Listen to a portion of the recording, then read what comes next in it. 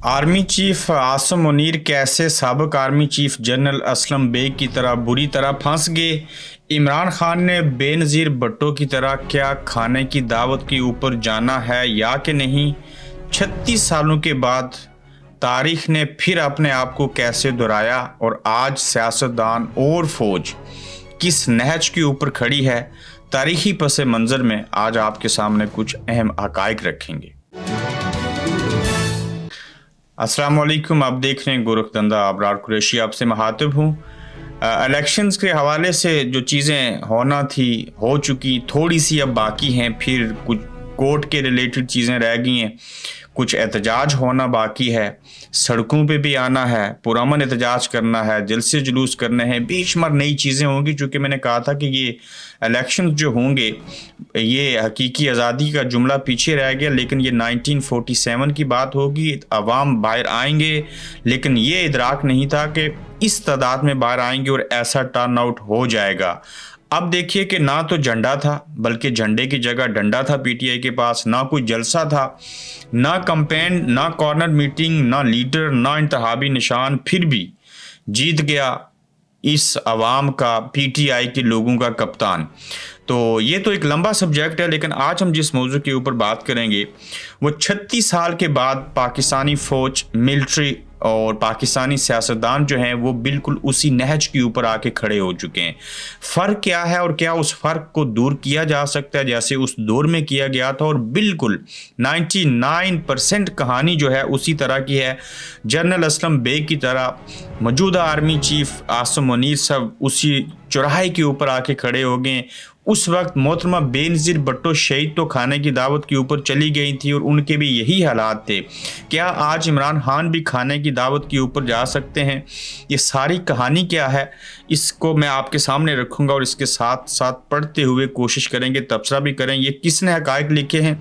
एक सीनियर सहाफ़ी हैं, बाज़ किताबों के हवाले भी हैं इसके अंदर और एक सहाफ़ी की इंफॉर्मेशन भी है, लेकिन बिल्कुल रेलिवेंट है आज की सिचुएशन जो इस वक्त आप देख रहे हैं उसके मुताबिक।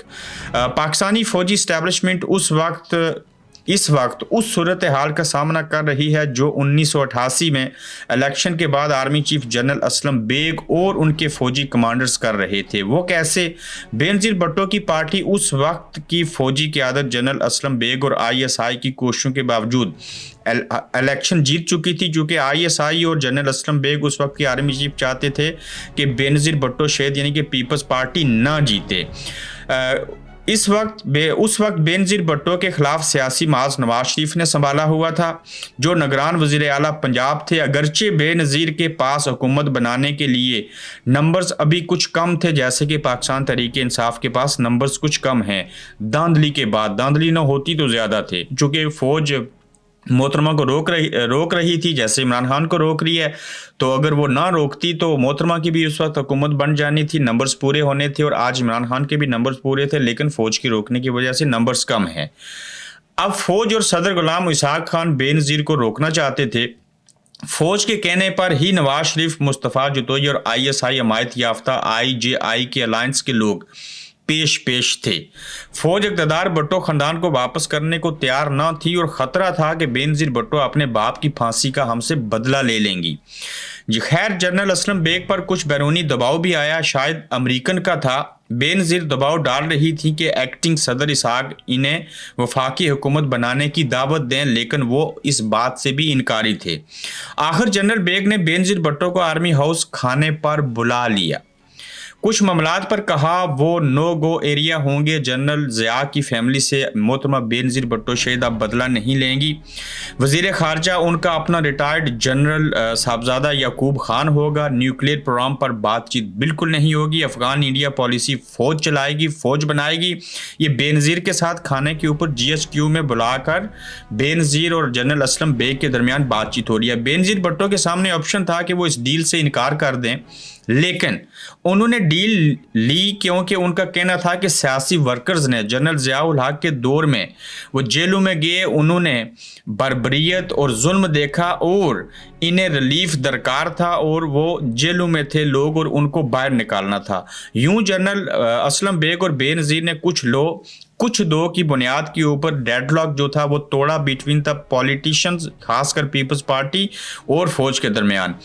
आज फिर से सवाल ये है कि army chief general Asim Munir ऐसा कदम उठा सकते हैं कि या इमरान खान के अंदर इतनी सियासी मैच्योरिटी आ गई है कि वो इन हालात में कोई बड़ा फैसला कर सकते हैं। ये आज का एक बड़ा अहम सवाल है कि आर्मी चीफ और आसिम मुनीर जनरल असलम बेग की तरह और मोहतरमा बेनज़ीर भुट्टो शहीद की तरह क्या आपस में मैच्योरिटी लाते हुए, अना को ख़त्म करते हुए, मुनाफिकत को छोड़कर, ज़िदबाजी को छोड़कर बैठ सकते हैं? चूँकि इमरान खान तो कह चुके हैं कि फ़ौज मेरी है, मैं सबका एहतराम करता हूँ और मैं बात करने को भी तैयार हूँ। अगरचे बहुत लोग कहेंगे कि बेनज़ीर भुट्टो जेल में सज़ा याफ्ता नहीं थी जैसे इमरान खान इस वक्त सज़ा याफ्ता हैं, और ना जनरल बेग साथ उनके इस तरह के ज़ाती नाराज़गियाँ या इश्यूज़ भी थे, जैसे कि आर्मी चीफ आसिम मुनीर को जब DGIS आए थे तो इमरान खान साहब ने इनको निकाल दिया था और बेशुमार कहानियाँ थी और ज़ाती बुग्ज़ और नाद भी थी, जैसे जनरल आसिम मुनीर और इमरान खान के दरमियान इस वक्त मौजूद हैं। लेकिन ये ना भूलें बेनज़ीर भुट्टो उस वक्त की फौजी क़यादत को अपने बाप की फांसी का ज़िम्मेदार समझती थी। जिस तरह से आर्मी चीफ इमरान खान को समझते हैं कि उन्होंने मुझे आर्मी चीफ बनने से रोका, लॉन्ग मार्च किया या उन्हें बतौर DGISI निकाला गया, इसी तरह से मोहतरमा बेनज़ीर भुट्टो उस वक्त पाकिस्तानी फौज को जुल्फ़िकार अली भुट्टो को दी जाने वाली फांसी का ज़िम्मेदार समझती थी। अब देखना यह है कि जनरल बेग ज़िया-उल हक के हादसे के वक्त vice chief of army staff भी थे और मोहतरमा बेनज़ीर भुट्टो फौजी क़यादत को अपने बाप की फांसी का ज़िम्मेदार समझती थी। आगे बढ़ते हैं।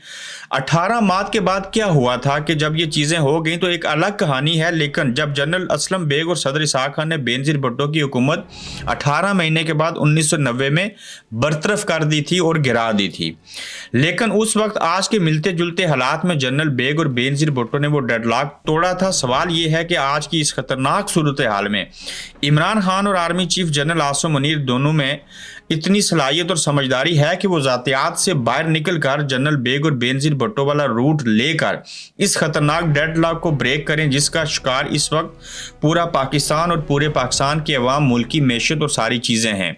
तो ये एक ऐसे हक़ाइक़ हैं आज से 36 साल पहले जो रुनमा हुए, जिसमें 4 लोगों का जिक्र होता है, 2 इदारों का जिक्र होता है, एक पोलिटिकल पार्टी का जिक्र होता है।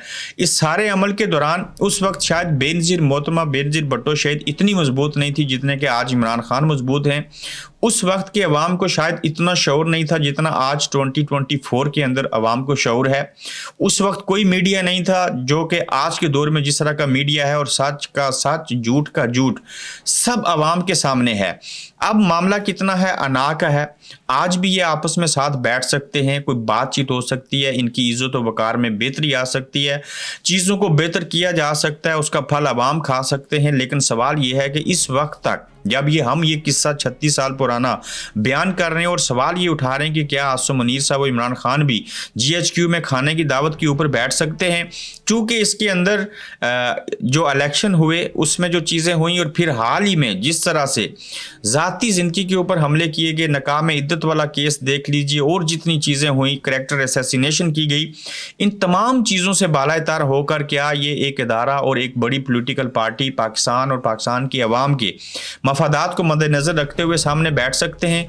हाँ, बैठ सकते हैं। हाँ, इनको बैठना चाहिए। अगर नहीं बैठेंगे तो ये सिलसिला पहले 22 साल तक था, नफ़रत, मोहब्बत और अजारादारी और जुल्म और बर्बरियत का, तो अगर आज भी किसी की चीज़ को तस्लीम नहीं करेंगे तो ये बात बहुत आगे तक जाएगी। और ये लोग जो आजकल इन ओहदों के ऊपर हैं, जो सरकारी मुलाजम हैं, ये चले जाएंगे, सियासतदान यहीं पर रहेंगे, सियासी पार्टियाँ यहीं पर रहेंगी, मुल्क यहीं पर रहेगा, पाकिस्तान की अवाम ने यही रहना है, उनकी नस्लों ने आगे परवान चढ़ना है। तो अगर आज इनके पास जो वक्त है, इस वक्त का सही से इस्तेमाल करते हुए इसका फ़ायदा ना उठाया तो इसकी सज़ा आने वाली नस्लें काटेंगी। सवाल ये भी है कि क्या पाकिस्तान के पाक फ़ौज के अदारे के अंदर और पाकिस्तान की पॉलिटिकल पार्टीज़ के अंदर वो ऐसे लोग और ऐसे मशीर और मशवरा देने वाले लोग मौजूद नहीं हैं जो मुल्की मफाद के अंदर एक सियासी पार्टी और एक अदारे के लोगों को आपस में मिल बैठ के बात करने का मौका या मौके फराहम करें? तो देखना ये होगा کہ 36 سالوں کے بعد جس طرح سے ایک آرمی چیف یا ایک ادارہ یا پولیٹیکل پارٹی کے ساتھ جو کچھ ہوا اور جس طرح سے وہ پھنس چکے ہیں، یہ برف پگھل سکتی ہے یا کہ نہیں، لیکن یہ تاریخی پس منظر آپ کے سامنے رکھنا بے حد ضروری تھا۔ اپنا فیڈ بیک دیجیے گا کہ آپ کیا چاہتے ہیں کہ بینظیر بھٹو شہید نے جس طرح سے اس وقت کے army chief general Aslam Beg کے ساتھ بات چیت کی تھی اور ملکی مفاد میں آگے بڑھے تھے، کیا عمران خان صاحب کو بھی ایسے کرنا چاہیے یا کہ نہیں؟ اور پھر یہ بھی یاد رکھیے کہ 1988 میں جب یہ بات چیت ہوئی، بات آگے بڑھی اور پھر حکومت بن گئی اور محترمہ بینظیر بھٹو شہید کی حکومت 18 ماہ کے بعد جو تھی وہ ختم کر دی گئی تھی۔ اپنا خیال رکھیے گا، اپنا فیڈ بیک دیجیے گا، تو پھر انشاءاللہ ملیں گے۔ اور ہاں، یہ رؤف کلاسرا صاحب نے تاریخی پس منظر میں ایک ٹویٹ کیا ہے جس کو وجہ بنا کے میں نے اس کے اوپر بات کی، اور یہ بالکل حقیقت کے اوپر مبنی انہوں نے چیز لکھی۔ آپ دیکھ رہے ہیں گورکھ دھندا ابرار قریشی کے ساتھ۔